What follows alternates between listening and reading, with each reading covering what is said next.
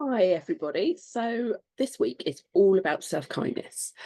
And self-kindness is the most powerful thing you can do, really, to make sure you're not only looking after yourself, but modeling those kindness behaviors that we want to see rippling out.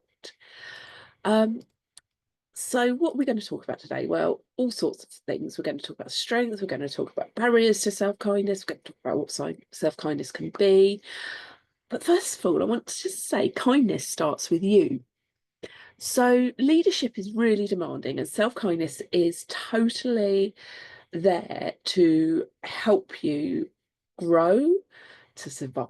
Well, that sounds a bit negative, sustain, and to make sure you're as effective as you can be, and make sure your team is as effective as they can be. So self-compassion, which is a bigger concept than just self-kindness. It also includes common humanity and mindfulness, and this is based on the research of Kristin Nerf, whose details are in the learning and the resources and stuff in the learning area. But she found that self-compassion was made up of self-kindness, so that's doing things that are kind to you. Common humanity, so self-compassion is also acknowledging your connection with other people, and also that mindfulness is one of the most powerful things you can do to support your compassion, your well-being, your kindness. Now, I'd like you to take a minute to reflect on a recent challenge you might have faced. Now, imagine a friend is experiencing that same challenge. How would you respond to them? What words would you offer? What tone would you use? What would you say? Now, compare that to how you typically treat yourself in those moments. Is there a difference? Often we extend far more kindness and understanding to others than we do to ourselves. So today we'll explore how self-kindness can strengthen leadership and how this will help us lead with clarity, resilience, and authenticity. Now, leadership often comes with this feeling that we've always got to be on, we've got to be available, we've got to always be solving problems, responding to messages, making decisions. But if we never pause, our decision making suffers and burnout becomes inevitable. Take a moment to think about people you know who are always busy, always on, always actually, are they the best version of themselves? So sometimes slowing down is seen as a weakness, but it's actually a strategic advantage because rest, reflection, and intentional pauses allow us to lead with more clarity and wisdom. In a world that glorifies busyness, choosing rest can actually be an act of rebellion. The actually stopping and saying no can be one of the most powerful things you can do. Now, to do all of this, we really have to get under the bonnet. We have to think about our mindset. What we believe about ourselves and our abilities shapes our leadership. If we think we must always be perfect or have all the answers, then we set ourselves up for stress and self-doubt. But a growth mindset, an idea that came about from the amazing Carol Dweck, is one that embraces learning and sees challenges as opportunities. It helps us navigate leadership with greater confidence. Now, the way we speak to ourselves matters. So, self talk is really important. And I'd like you to go away and practice reframing how you're talking to yourself as if you would talk to your best friend. Because self kindness fuels a mindset that is both resilient and open to growth. And why does it do this? Well, because of something called neuroplasticity. So our brains are adaptable. Now, neuroplasticity is the brain's ability to rewire itself. It means we're not stuck with our current thought patterns or self-doubt. We can intentionally cultivate self-kindness, which will rewire our brains for resilience and confidence and clarity. Now, I'm going to give you a couple of exercises to have a go at along with me about just to show you how this can happen. Now, you could create a new neural pathway, and this can be something physical. Have a go at writing your name with your dominant hand. So get a pen, write down what your name is with the hand you usually use, whether it's your right or left-handed.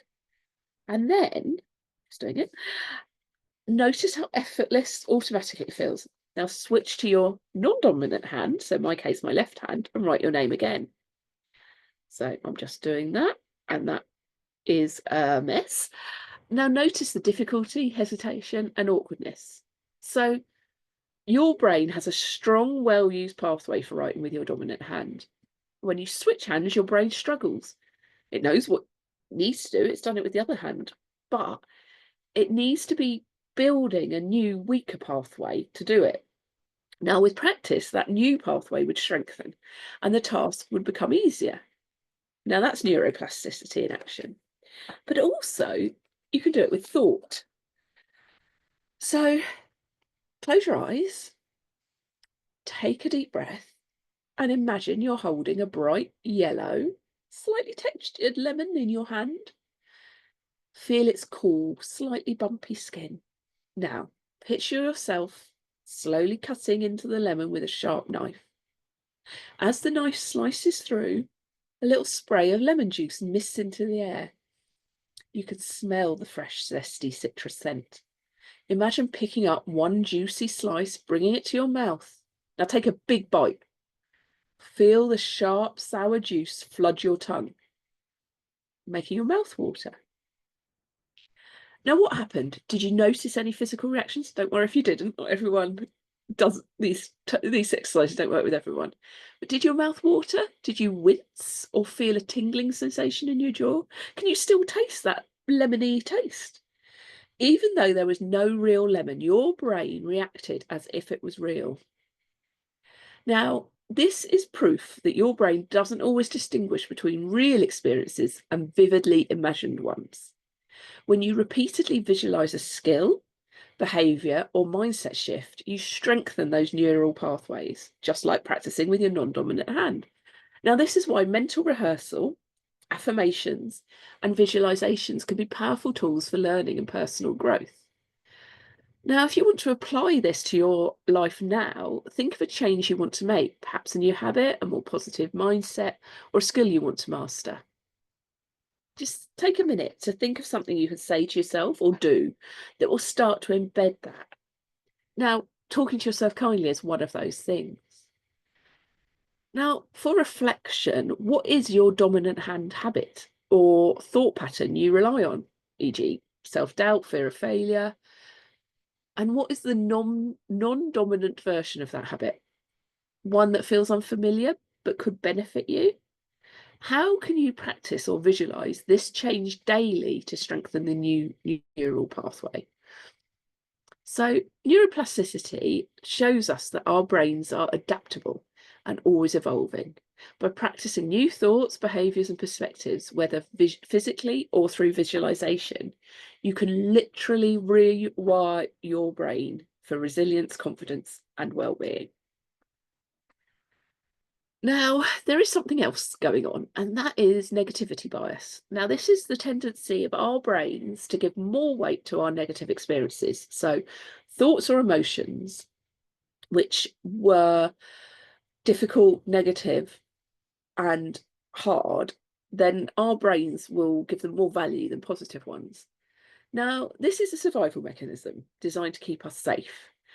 When we were out hunting, gathering, and we knew that, for example, grass hid snakes, then actually it's quite good to have a negativity bias towards grass. It's going to make us more alert.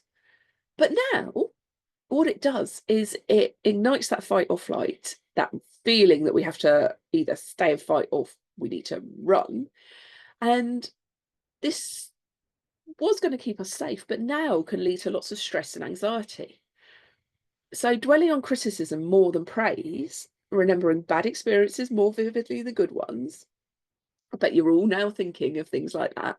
The number of times, I get feedback, and most of it's always really good, like when I've done a session or something, but occasionally there's something a bit negative.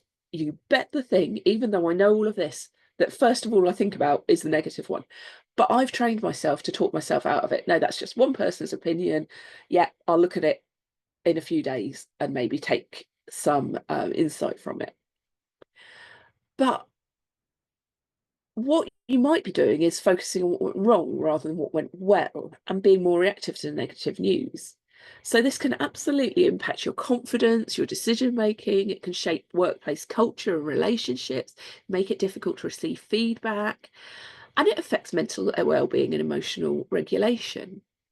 So it's really important to understand this and to have this to mind when we are looking at feedback for ourselves, but also bear in mind a lot of our colleagues will have this as an inbuilt mindset and that we need to work with them to try and change it. Now, there are various tools you can use to rewire your mindset.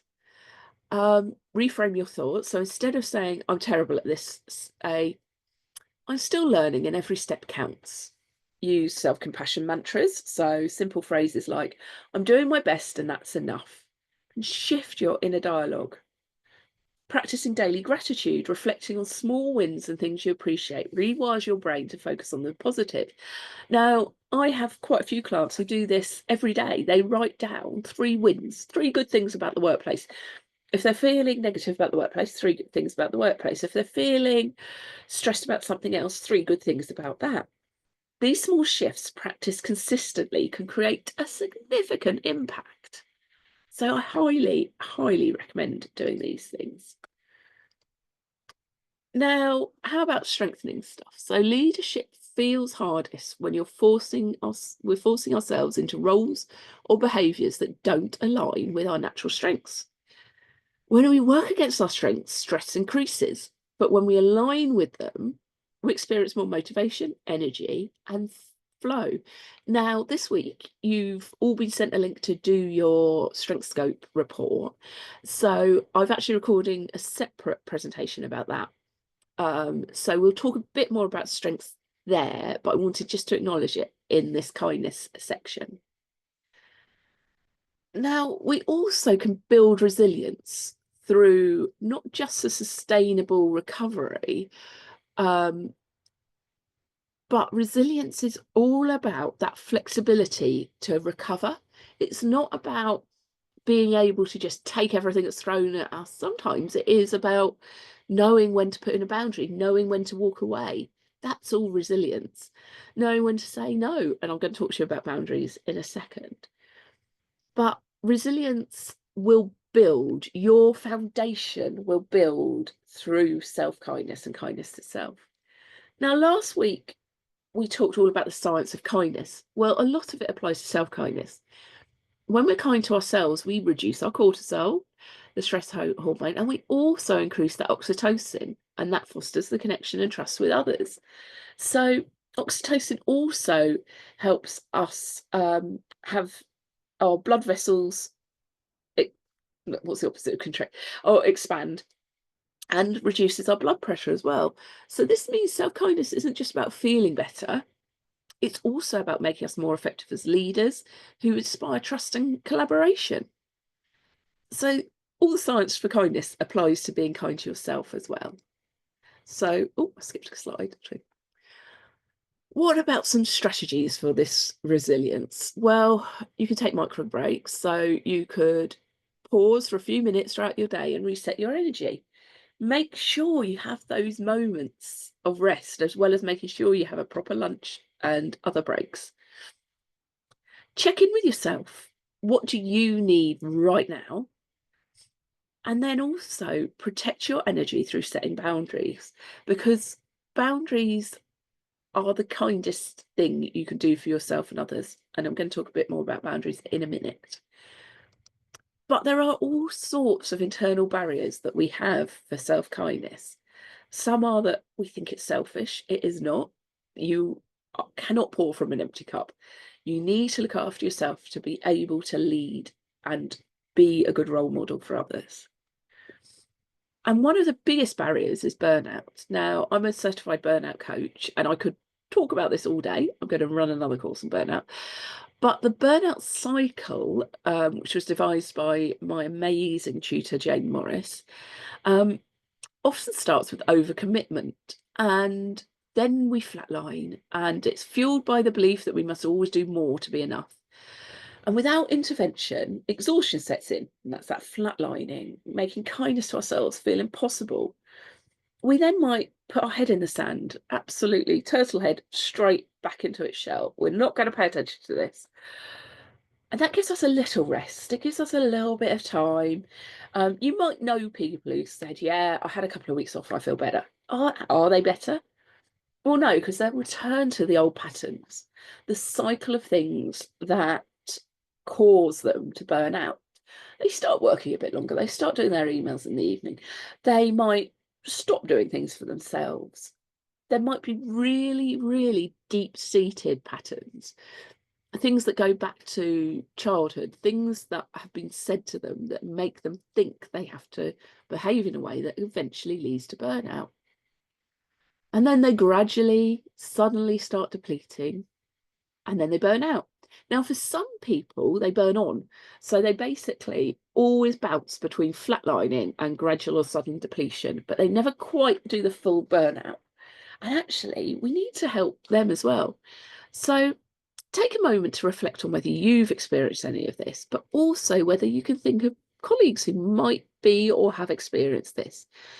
And we can really learn to understand that burnout is far more complicated than it can be portrayed. It can take time to recover from, but there's no set time.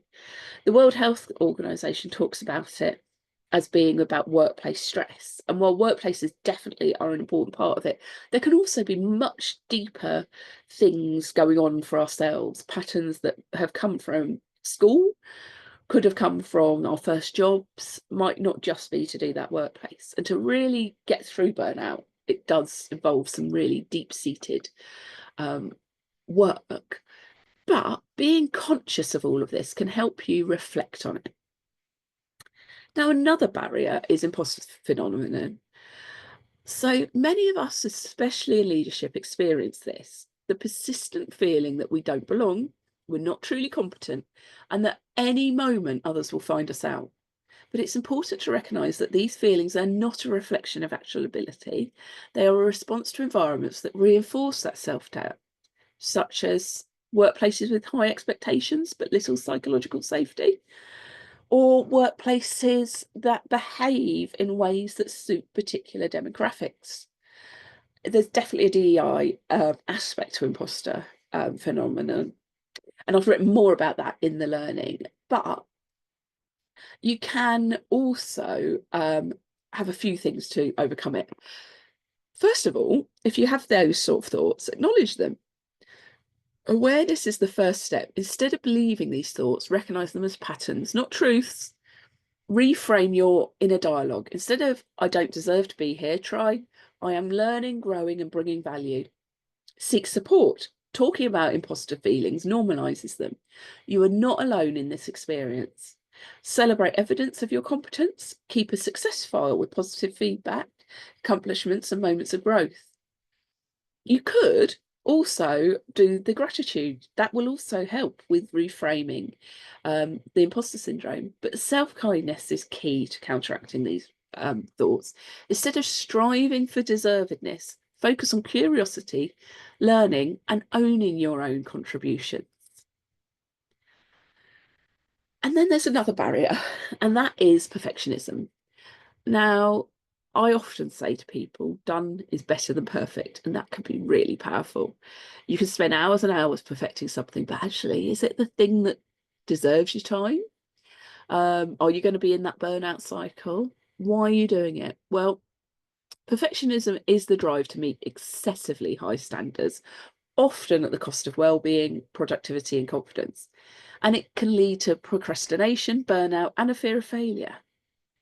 There might be a fear of making mistakes for not being good enough, constantly reworking tasks, struggling to finish, avoiding challenges due to fear of failure, seeking external validation or self-worth, feeling that nothing is ever good enough. Now, why does this matter? Well, it leads to stress, self-doubt, and exhaustion. It can prevent progress and innovation. It undermines self-compassion and resilience. You can also shift away from perfectionism. It's possible to do, Embrace progress over perfect. I always say to my son that practice makes progress. It doesn't make perfect, because if you hit perfect, you're always going to need to, which you do now. Actually, practice makes progress, and progress is the most important thing. Small steps matter. Set your realistic standards for yourself. Excellence, not perfection. Reframe failure. A learning opportunity, not a reflection of worth. And practice self-compassion. Be as kind to yourself as you are to others. Done is better than perfect, so progress moves you forward. Perfection keeps you stuck. Now, I mentioned earlier I talk about boundaries. I think boundaries are one of the things we do least well as leaders, but we actually need to do as well as possible. They are the kindest thing to ourselves and others. They're not about pushing people away, they're about creating the space they need to lead effectively. Without boundaries, leadership becomes reactive and exhausting.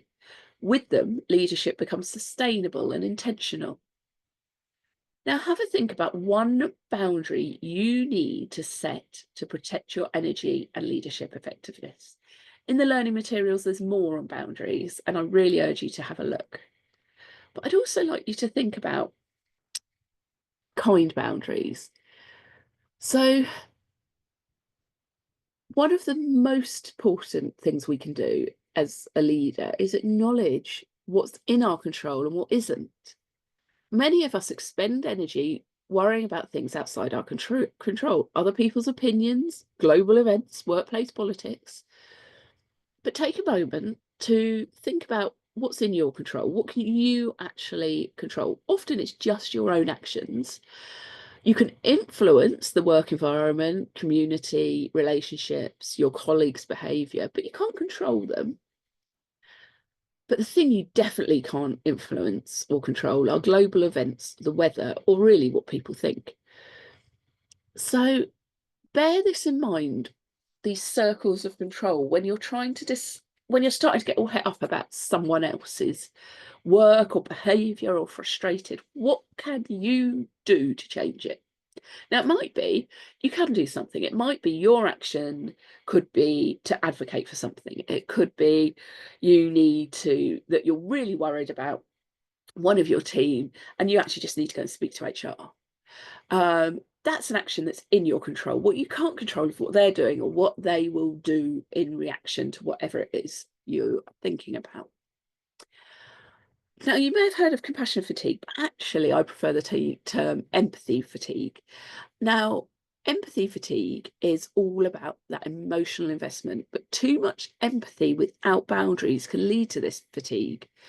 When we take on too much emotional burden from others, we risk exhaustion, overwhelm, and burnout. Now, empathy fatigue happens when we absorb others' distress without regulation, leading to exhaustion. We might hear people talking about things. We might be trying to preempt their workloads whilst overwhelming ourselves. Compassionate leadership allows us to care deeply while maintaining boundaries. It enables us to stop others without depleting ourselves. Now, how do we cultivate compassionate leadership? Well, we can practice self-kindness, recognise when you need to step back and care for yourself, set emotional boundaries. You can care for others without carrying their burdens. Focus on empowerment, not rescue. Instead of solving everyone's problems, support their resilience and solutions. Create space for recovery. Just as we recharge physically, we need emotional recovery time. Compassionate leadership is sustainable leadership. It allows us to lead with care while protecting our own well-being. Now, where's this all come with bravery? Well, actually, self-kindness really allows us to be brave, because leadership requires courage, not the absence of fear, but the ability to move forward despite it. Now, it could be that we're speaking up even when it's uncomfortable. It might be making difficult decisions even when there's uncertainty, showing vulnerability, admitting mistakes and asking for help, staying true to values, even when there's pressure to conform.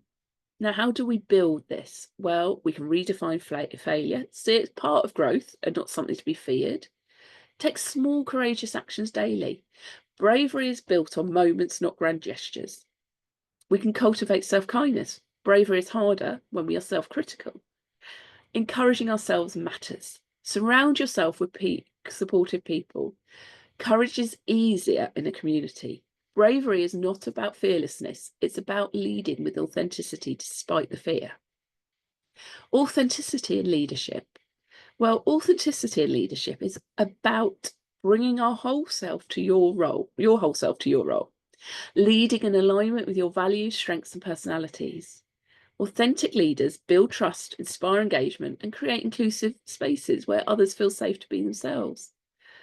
What can stop this? Well, a fear of judgment, workplace expectations that promote conformity, imposter feelings, a culture that prioritizes performance over well-being. Now, to lead authentically, know your values. What truly matters to you. There's a value exercise in the materials, and we will be looking at values and strengths in our live session. Align with your leadership with your values. Own your strengths and limitations. Authenticity includes honesty about what you do and don't know. Now, be consistent. Align your words and actions. Lead with integrity. Make decisions that reflect your values, not just external expectations.